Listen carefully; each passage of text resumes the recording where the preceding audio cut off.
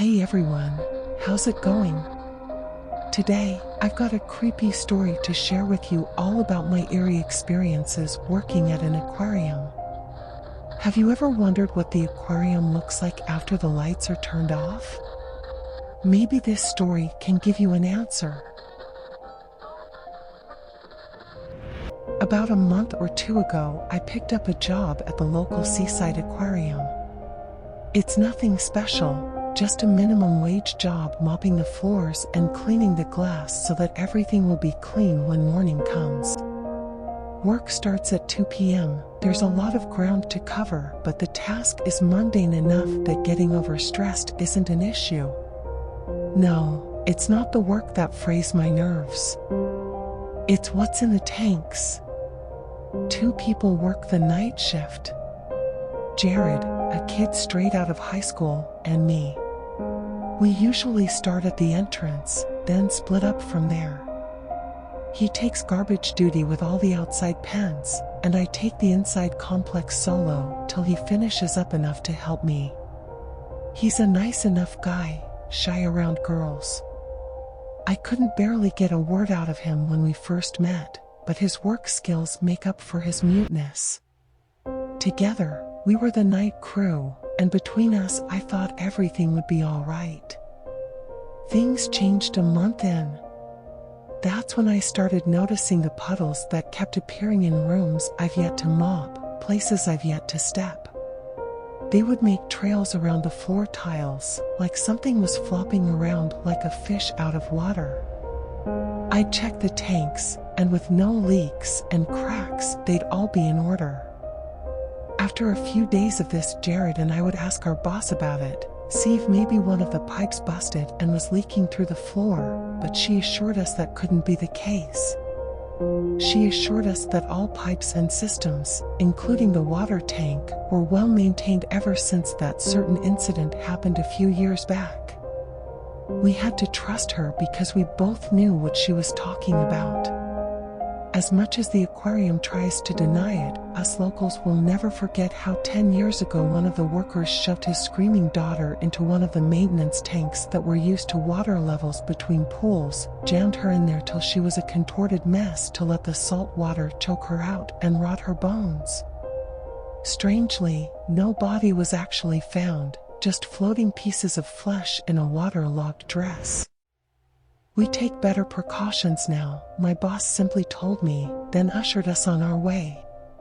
Despite all her assurances, it didn't stop the water from building up in the most random places.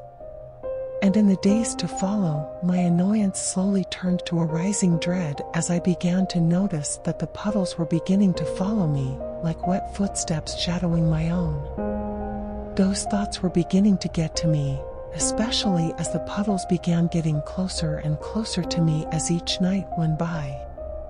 It got to the point where I would have Jared with me all the time, because they seemed to keep their distance whenever he was around.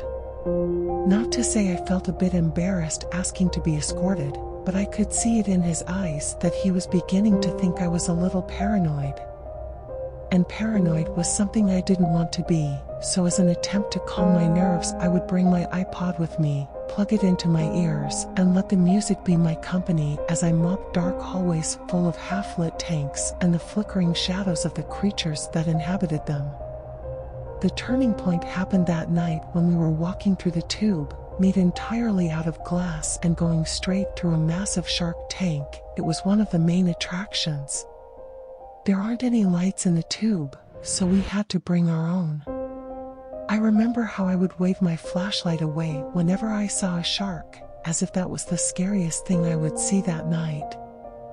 My headphones were on, an old 60s ballad serenading my ears when I noticed it, a second set of words singing underneath the lyrics, something I never heard before. It was enough to make me stop and listen to the eerie, echoing second chorus. It wasn't until Jared slipped off my headphones did I realize the voice wasn't coming from my iPod. I can't remember what I was thinking right then, maybe I was too scared to think at all. I knew something was right behind me, something making my mind scream at me to keep walking till I was out of there and safe at home.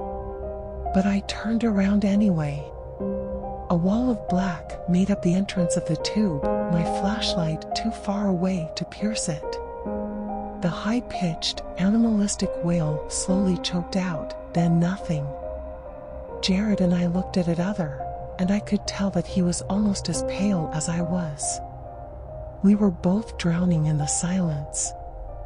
Someone had to make a decision and do it fast before we both lost our minds. A minute passed, then, don't worry, I'll go check it out. Jared said more words to me than he had ever uttered throughout our entire janitorial career together. How about we just keep moving? That side is clean, no need to go back there, I replied, sounding more frightened than I wanted to. I know how much you hate the dark, so you can stay put. It'll be all right, was all he said before he vanished into the shadows, leaving me with nothing but a flashlight and 2 mop buckets. So I stood there in the tube, enduring the longest 30 minutes of my life. The sharks lazily swam around me, sometimes brushing up against the glass and causing me to jump.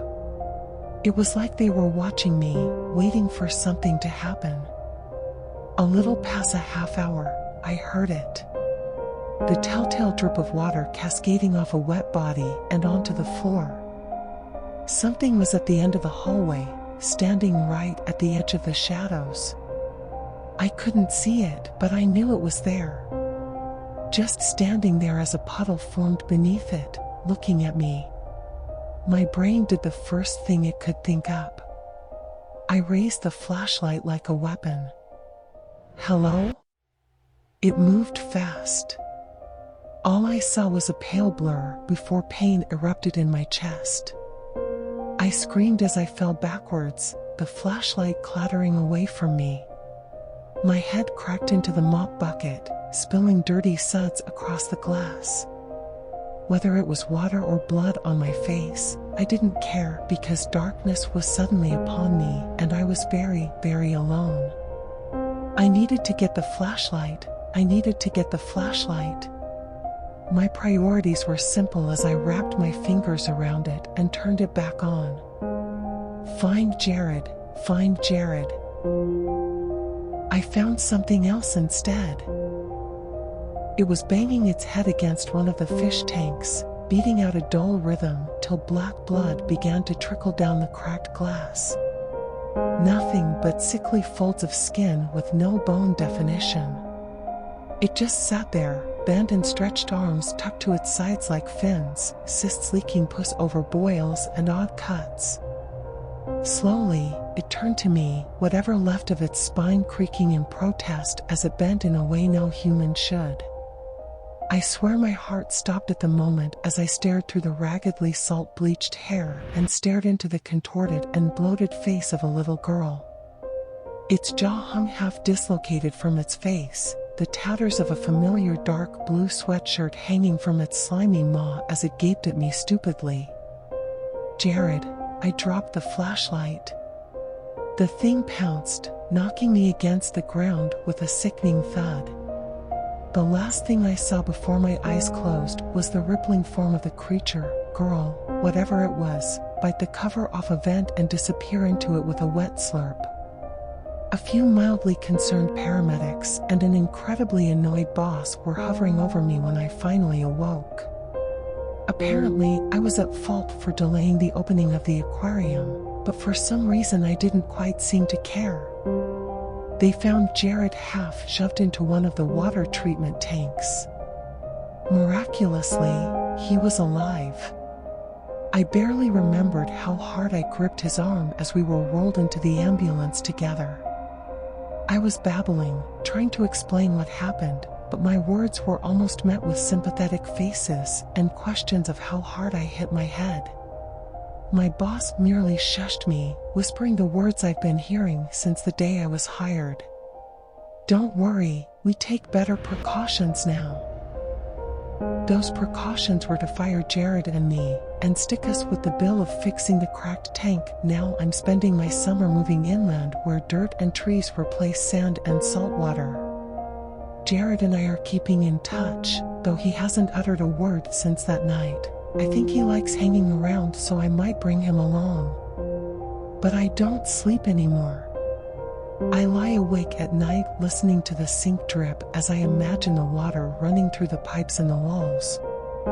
I have nightmares of drowned little girls shoved to the bottom of my water tank and rippling monstrosities dripping down my stairs. And sometimes, I wake up to a puddle of water at the end of my bed.